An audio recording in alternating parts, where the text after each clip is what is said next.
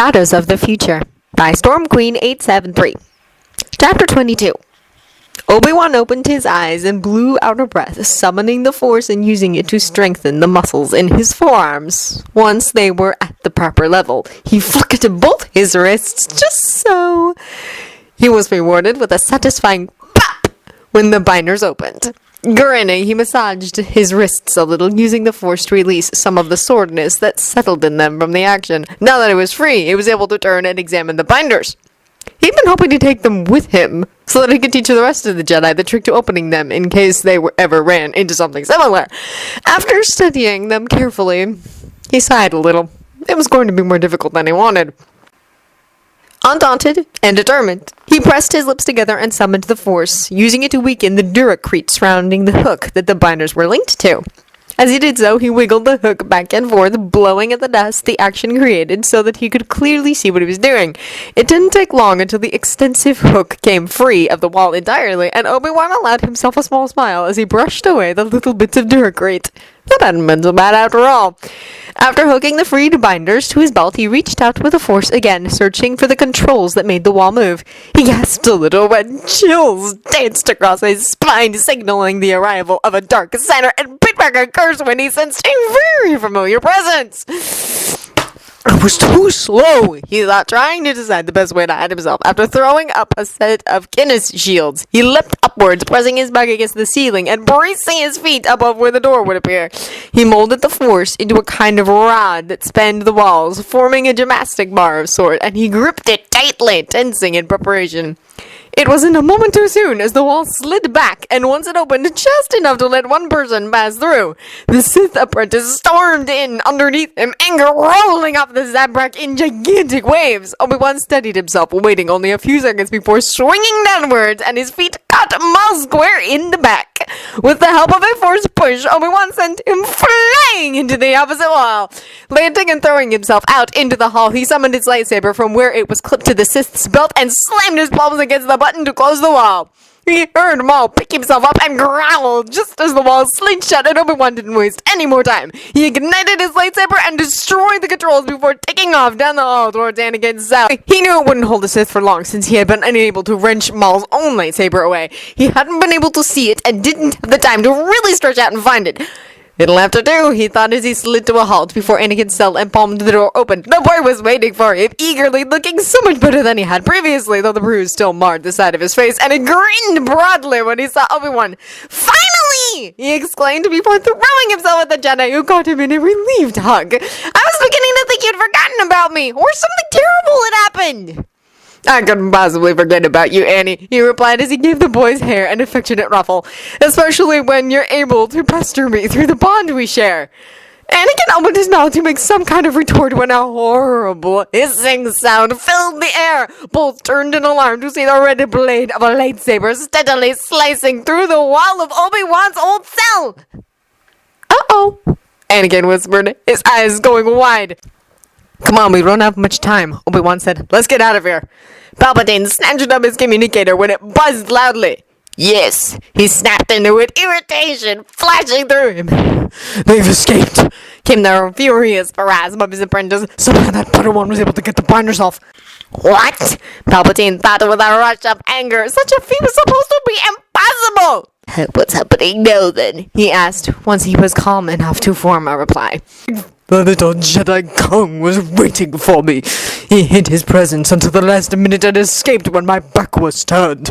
His apprentice continued, and there was the distinctive hiss of a lightsaber being ignited. Are you locked in his cell? Palpatine asked, part of him wondering how such a thing could have occurred. No student apprentice should have been able to hide himself from a Sith. Normally, their love of the light showed out like some awful flare. There's more to Kenobi after all. For the moment, I'll be pursuing them very soon. Maul replied. See that you do, he growled. I do not tolerate failure. Yes, my master. the comm went dead. Qui-Gon practically leapt from the air taxi when it pulled up in front of the Senate building, his head whipping around as he surveyed his surroundings. Mace had been in contact on the way over with Supreme Chancellor Valorum, asking his assistance in this matter to keep the other senators calm and out of the way. Closer search parties had already arrived on scene, several of which were combing the building for any sign of Palpatine, and the rest were stationed at every entrance. Building security chased off the media, and air speeders formed a solid perimeter around the entire area, watching for anything that tried to escape. Master Jin. A familiarly grave voice spoke, and he glanced up to see Padme dressed in her Queen Amidala regalia, come marching forward. She approached, despite the two Jedi Masters and the fleet of handmaidens hot on her heels, their expressions a mixture of worry and exasperation. Your Highness, he greeted, bowing respectfully and suppressing the flush of irritation. Was everything determined to delay him? He threw a questioning glare at the two other masters, and Shirzal gave him a small apologetic shrug. One he fully understood. Queen Amidala was young and horribly stubborn. I didn't expect to see you here. I'd been told all the senators were being moved to a safer location. I refused to go until I had spoken with a member of the Jedi Council, she said, her eyes flashing as she glanced at Mace and Yoda, who stepped up beside him. Do you understand the sort of charges leveled against my own senator? They are grave indeed, Mace said, his voice calm in the face of the Queen's ire. And what kind of proof do you have? She asked. These sorts of accusations can only bring trouble to my people, whose plight will be gravely diminished in the eyes of the Senate. They will have little sympathy for those who willingly elected a Sith, if he indeed is so in office. Maybe these accusations are not. Yoda spoke up, and the Queen's gaze flicked to him. Understand the seriousness. This counts as this. But better to have him tried by the courts than to let him go free, Qui-Gon added, and he watched Queen Amidala's gaze narrow in thought. Such a trial would be difficult, she said. The courts do not accept force-based evidence lightly, and if he is a Sith, Your Highness, he will fall under our jurisdiction, May said, motioning for the other council masters to join them. He will be tried by the Jedi. Now, if you'll excuse us, Your Highness, we have a Padawan in need of a rescue. I will be going with you, she said, earning stunned stares from everyone except for Yoda, who uttered a soft murmur. Do any of you know the quickest way to the Senate basements? How did she find out where we were heading? Qui-Gon thought, his gaze lighting up on Shirzal, who shifted from one foot to the other, her expression carefully skilled to hide the wisps of guilt going on good sense. I suppose there's a reason she's only 14 and the Queen of Naboo, he thought with a small quirk of his lips. Queen Amidala was nothing if not clever. It doesn't matter, Maze was saying. We will be facing a Sith Lord, Your Highness, and such a place is not safe for you. Her gaze narrowed. Surely I would be no more of a burden than a small boy, she said, and Qui-Gon raised his eyebrows a little at the deep-rooted concern he sensed. I don't propose to stay, she added. Master Ithara and Master Shirzal may keep protecting me, and we could take the child and Padawan Kenobi to safety while the remainder of the Masters face the Sith. Master Yoda said softly. An intelligent idea this is, especially if injured young Skywalker or Kenobi are. Qui-Gon sensed the hope that flared in the Queen as Mace looked down at Yoda in shock, and Qui-Gon smiled. It seems you've convinced us, Your Highness, he said, watching her return his smile slightly. Lead on, if you please. I can walk, Obi-Wan! We got rid of all that drug!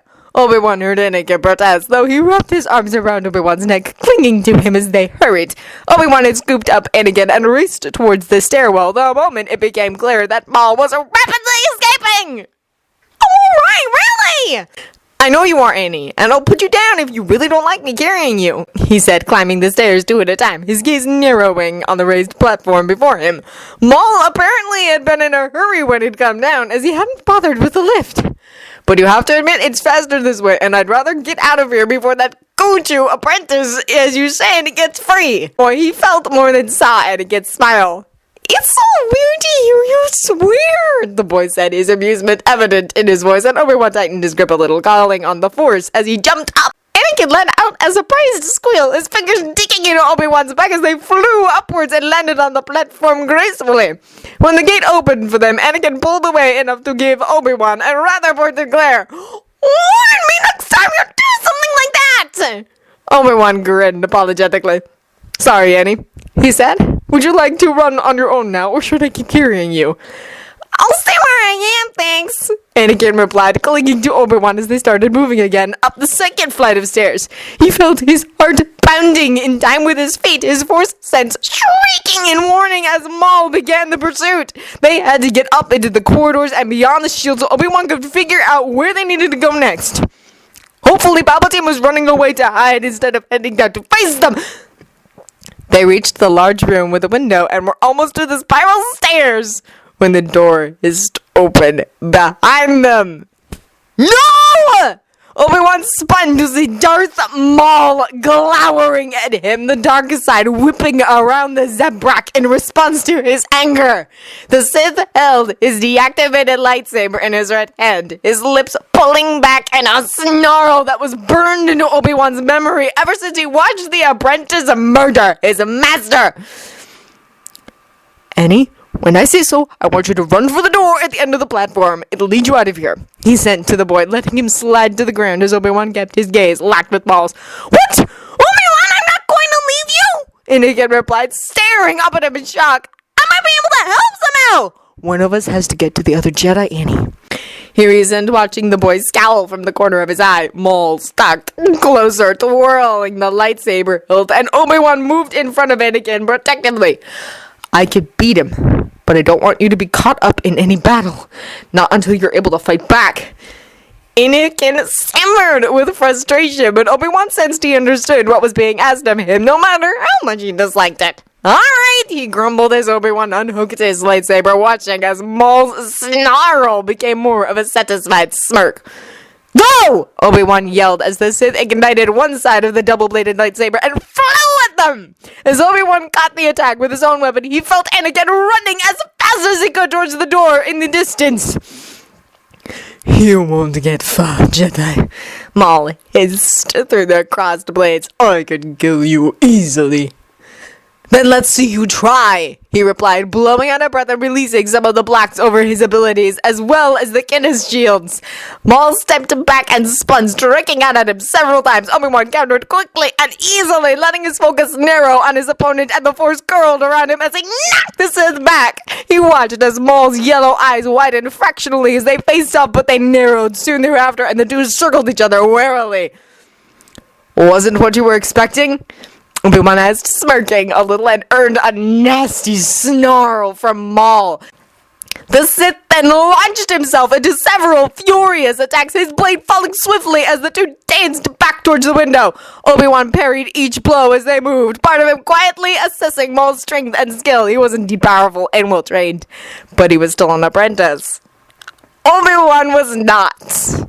I have defeated stronger opponents than him, Obi-Wan thought. Anakin was far better with a lightsaber than he is. Though he told himself that was probably because Maul was only using a single blade. He was most likely accustomed to using two. Or I remember him being that much stronger because I was that much weaker, he thought, lashing out with his blade rapidly, attacking the Sith with carefully controlled blows. He aimed one at Maul's neck, another at his torso, a third at his knees, and then ducked when the Sith countered with a strike at his head. He kicked Maul in the shin with the heel of his foot, enhancing it with the forks, and succeeded in knocking the Sith on his back. Obi-Wan straightened quickly, bringing his lightsaber down, but Maul rolled away, leaping to his feet and spinning. His black tunic swirled as he sliced at Obi-Wan, who merely took a step to the side, letting his opponent stumble forward with the excess momentum. He smacked the Sith soundly on the shoulder with the end of the lightsaber hilt and spun away, hearing Maul hiss in pain. There was a cry of surprise through the bond then, which made him start a little, as though sensing his distraction. Maul leapt at him, bringing his lightsaber down in a heavy overhead strike. The Force blared in warning, and Obi-Wan dodged, jerking back as the blade sizzled by him, singeing the sleeve of his tunic. He brought his lightsaber up to block the next attack, catching the blow and shoving Maul back backwards with a powerful force push. Anakin! He called into the bond, sensing the boy struggle against something, and irritation flashed through him when Maul leapt at him again. I don't have time for this, he thought, blacking the blade and spinning, and he used another force push to send Maul flying. The apprentice got himself, but not before Obi-Wan was up on the platform, sprinting towards the door. Obi-Wan blinked when the door slid open. So, came the familiar voice, and Obi-Wan froze, skidding to a halt as Palpatine stepped into the room. The man dragged a struggling Anakin by the wrist, unchecked rage pouring from him, and Obi-Wan shivered in response, his fingers tightening on his lightsaber. It appears that you are much more than you seem, Kenobi, the Sith Master said, yellow bleeding into his irises, and he ignored Anakin as the boy tried to pry off the restraining hand. But this ends now. We'll certainly see about that, Obi-Wan replied, tensing himself in preparation. Annie, are you all right? He sent and received an annoyed affirmative. When I say so, stomp on his foot as hard as you can, and then leap off the platform. But now! He sent it. Anakin obeyed instantly, smashing Palpatine's toes with his heel. The Sith let out a cry of surprise, his grip loosening just enough for the boy to squirm away. Anakin did just as Obi-Wan instructed, throwing himself on the walkway, and Obi-Wan dove after him, speeding himself up with the force. His arms closed around Anakin just when the force shrieked in warning, and his gaze whipped up to see Force lightning racing towards him. Down! Obi-Wan sped the descent just enough to avoid the deadly bolts, watching in shock as they hit Maul instead, who leapt upwards to tackle them. The apprentice cried out as the energy played across his body, and he fell to the ground with a painful thud. Obi-Wan then slowed them enough to prevent horrible injury, turning the rest of the excess energy into a roll once they landed. He straightened when they came to a stop, and before the Sith apprentice could rise, he set Anakin down and lunged forward, lightsaber in hand. He smacked Maul soundly on the back of his head, the apprentice hissing as he was knocked senseless, and before he could fully recover, Obi-Wan dragged him towards the support beams of the platform overhead. Unclipping the binders from his belt, he slapped them on Maul's forearms and locked the Sith around a durasteel pillar. Resourceful to the last, I see. Palpatine's voice drifted down to Obi-Wan as he took Maul's lightsaber and handed it to Anakin, who hovered at his side. The boy's eyes widened at the sight of the weapon, and he took it cautiously. Be utterly careful with this, Annie. It's powerful and deadly, and I wouldn't want you to escape but wind up in the healer's wing because you cut off your own hand. He said, his tone stern, and he made a few adjustments to the weapon, making sure Anakin couldn't accidentally turn on both blades. I'm giving it to you so you can cut your way through any barriers you might face. This button here shortens the beam, and this one here turns it on. You want me to run again?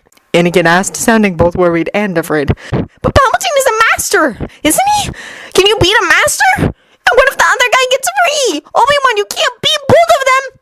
I know, he whispered, kneeling and crushing the boy to him for a moment. That's why I need you to get the others. I'll need all the help I can get.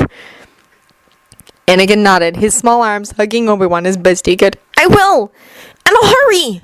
I know, he sent back, releasing the boy and standing, letting determination replace his mounting apprehension as he stepped from beneath the platform.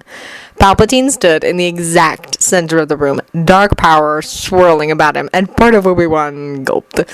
Stars! He was strong.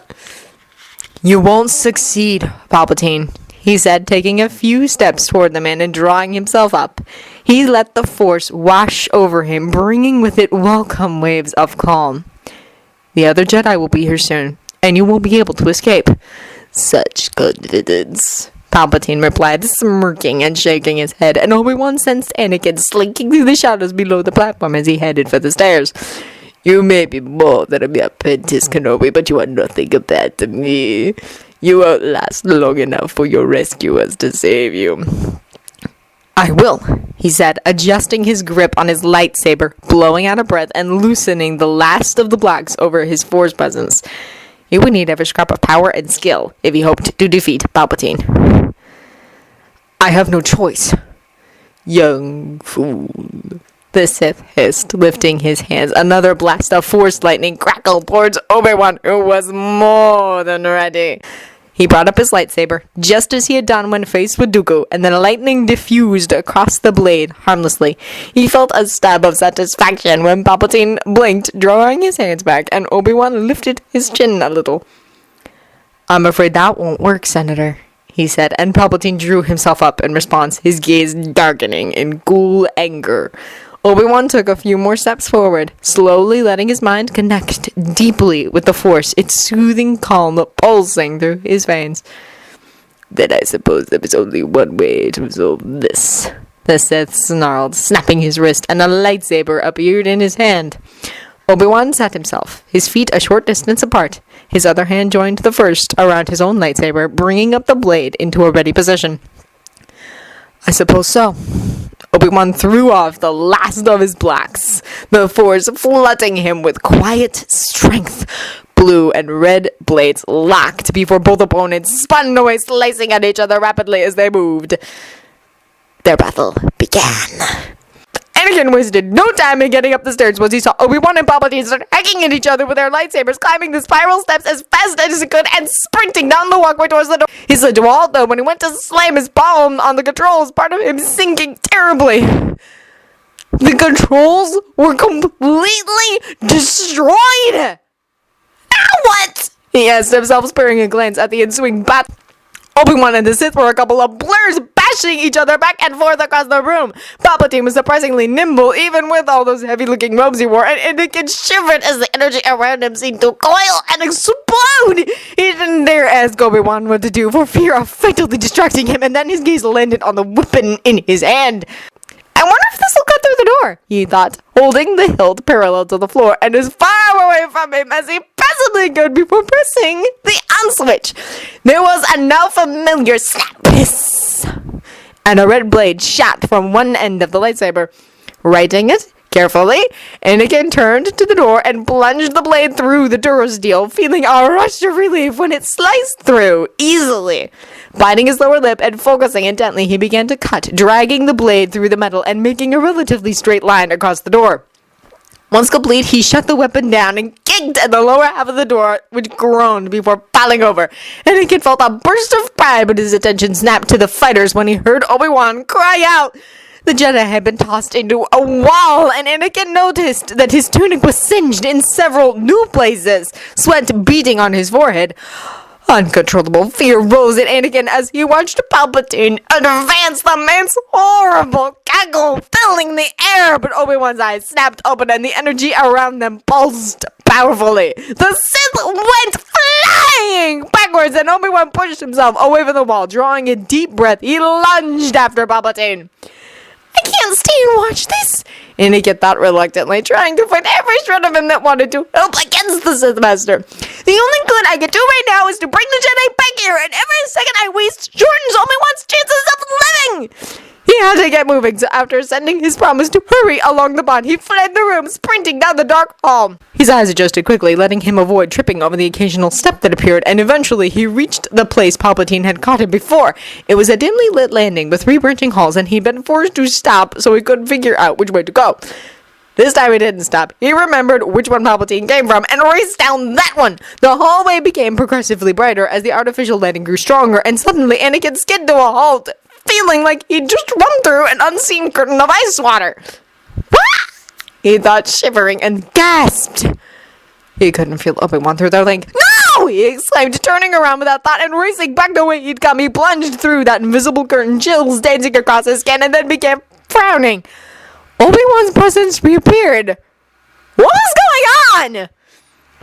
"It's that thing we had to break through," he realized with a start. "It's a shield of some sort keeping us hidden. Obi-Wan said it was blocking his bond with Qui-Gon, so when I passed through it, it must happen with us." He really didn't like the thought of passing through the shield again if it meant being unable to sense Obi-Wan. Even though they'd only been linked for a short amount of time, he'd grown used to having the Jedi's presence constantly within reach, and purposefully doing something that would black it off made him extremely uneasy. He had no choice, though, did he? If he wanted to get out of this maze of hallways, he had to go through. Muttering to himself in Hadith, trying to bolster his courage and force his reluctant feet to move, he took a few tentative steps forward, and then a few more. Once he cleared the shield, he shivered violently and ran, heading towards the light that appeared at the end of the hallway. Anakin found himself coming out in a decent-sized hangar, several well-maintained airspeeders lined up along the far wall. Looking around, he could find no way to get them out, part of him wondering how they'd gotten in here then. But before he could do any more exploring, a door on the opposite side of the room slid open. He grinned when he recognized the people rushing into the hangar, and he ran towards them waving. "Annie!" Qui-Gon exclaimed as he threw himself at the Jedi Master, who caught him in a relieved hug. "What are you doing here? Are you hurt? And why do you have a lightsaber?" "It's the Sith's lightsaber," he explained as Qui-Gon sat him down, and he handed the weapon over, slightly glad to be rid of it. "Obi-Wan gave it to me so I could cut through doors if I needed to." "And where is he?" Qui-Gon demanded, looking up sharply at the mentioning of his apprentice. "Is he all right?" "Last time I saw him, yeah." Anakin replied, jerking his head in the direction of the hall he'd come from. "He's that way, fighting Palpatine." "What?" came the chorus of voices, and Anakin blinked a little, startled. He watched the other Jedi Masters, only two of which he recognized, share several quick glances, and when Qui-Gon started for the hall, Anakin followed, hot on his heels. "Annie, stay with Queen Amidala," Qui-Gon ordered, and Anakin blinked again, glancing over his shoulder to see the stately Naboo Queen following until two Jedi and her handmaiden stopped her. "No!" he said, setting his jaw stubbornly. "There are several forks that you don't know how to navigate, so I'm going with you." Qui-Gon looked at him for a moment before sighing. "We're wasting time, Annie, by arguing. You can come until the final fork, but then you are staying behind. This is no place for you. I want you and Obi-Wan moved to safety as soon as possible." Anakin huffed a little but nodded in agreement, and Qui-Gon let him take the lead as they hurried back down the darkened hall. He plunged through the shield yet again, breathing a sigh of relief when Obi-Wan's presence reappeared, and heard several masters gasp when they too passed the barrier. "Come on!" he called when he realized Qui-Gon had stopped in shock. His words startled the Jedi Master, who shook himself before following, and when they reached the landing, Anakin pointed the way they had to go. "I had to cut half the door off to get through, though, so you'll probably want to do something about the rest of it so you can get by," he said, and Qui-Gon smiled down at him. "Be careful! I'm no Jedi, but even I can sense how strong Palpatine is." "We will, Annie, thank you," Qui-Gon said, squeezing his shoulder before vanishing down the hall, the other masters nodding at him before following. Anakin stood in the landing, watching them disappear into the distance, and felt his stomach sink. Wasn't there anything remotely useful he could do? "Come, child," a gentle yet grave voice said, and he turned to see Queen Amidala standing before him. Two Jedi Masters flanked her, the shorter female one looking rather irritated. "Let us return to the hangar. Perhaps we can discover a way to open the doors that allow the speeders in and out. We may need a rapid way out of the basement." He nodded, letting her touch his shoulder to guide him back the way they came, and he was unable to stop his heart from quailing when they passed through the shield. Once again, he couldn't sense Obi-Wan. He had no way to know if something bad happened until it was too late. "Do not fear for them," the Queen said, and Anakin stopped when her hand tugged on his shoulder. He found that she gazed down at him warmly, her painted face softening in a gentle smile. The sight was strangely familiar, and part of him brightened. "They're Jedi, Annie," she whispered, and Anakin started a little at the friendly tone in her voice. Why was the Queen using his nickname? Only Padme and the Jedi used it, and that was because they knew him well. Unless Padme talked about him with the Queen, which somehow didn't feel right, he couldn't think of any other... He gasped a little, something dawning on him. "Padme?" he whispered, jerking back when she winked at him. "But you're the Queen? How?" He trailed off, not sure of what to say. "I usually hide among my handmaidens for protection," she whispered back, kneeling before him carefully so she could look him in the eye. "But yes, I am Queen Amidala. Now what do you say to helping plan an escape?" He grinned. "Let's go!"